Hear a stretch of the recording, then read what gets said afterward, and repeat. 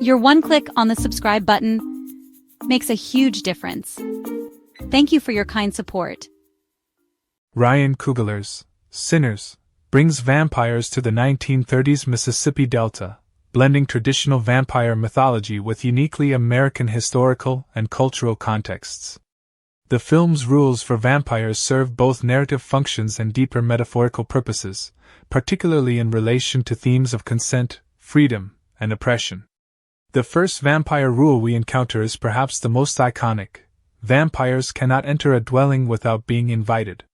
When Cornbread returns to Club Juke after being turned by Remick, he repeatedly asks to be invited into the bar, immediately alerting Annie to his transformation. Later, Grace tragically invites the vampires and when Remick threatens her daughter, triggering the film's violent climax. This invitation rule carries powerful metaphorical weight in the film. In a society where Black Americans had so little control over their circumstances, the power to deny entry represents a rare form of agency. The need for invitation suggests that evil cannot take hold without some form of consent or cooperation, even if that consent is obtained through manipulation or threats. When Grace invites the vampires in to save her daughter, it illustrates how even this limited power can be undermined by exploiting family bonds and parental love. Holy water proves effective against vampires in Sinners, as demonstrated when Annie uses it to force Stack outside after he revives. The film doesn't explicitly explain why holy water works, but in the context of Annie's spiritual practices, which blend Christian elements with traditional African beliefs, it suggests that faith itself has power against darkness.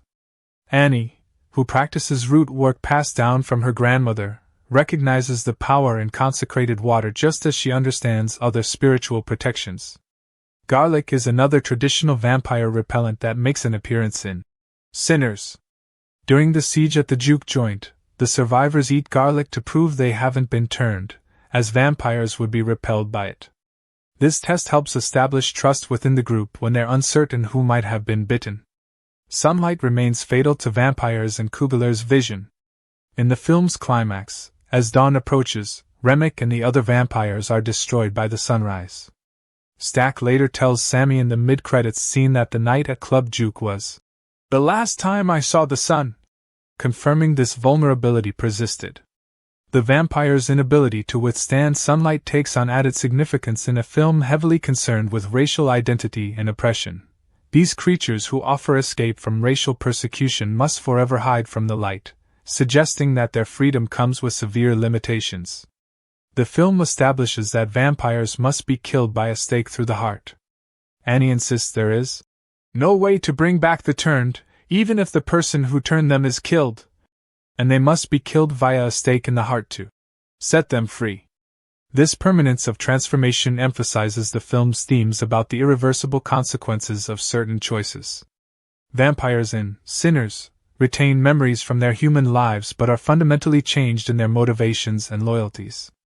Stack still recognizes his brother Smoke and refers to their shared past, but his primary allegiance has shifted to Remick and the vampire community.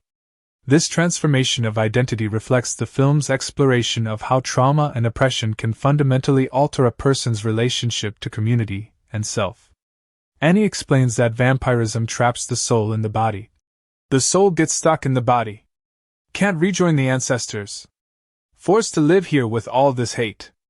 This description adds a specifically African American spiritual perspective to vampire mythology, suggesting that becoming undead prevents the natural return to ancestors, a particularly terrible fate in traditions where ancestral connection is sacred. These vampire rules in Sinners aren't merely scary movie tropes, they function as metaphors for consent, freedom, community boundaries, and cultural identity. The vampires offer a twisted version of liberation from oppression, but their limitations, inability to enter without invitation, vulnerability to sunlight, etc., suggest that this path to freedom comes with its own form of bondage. The rules governing these supernatural creatures ultimately help illuminate the very human questions at the core of the film, about choice, resistance, and what true freedom really means.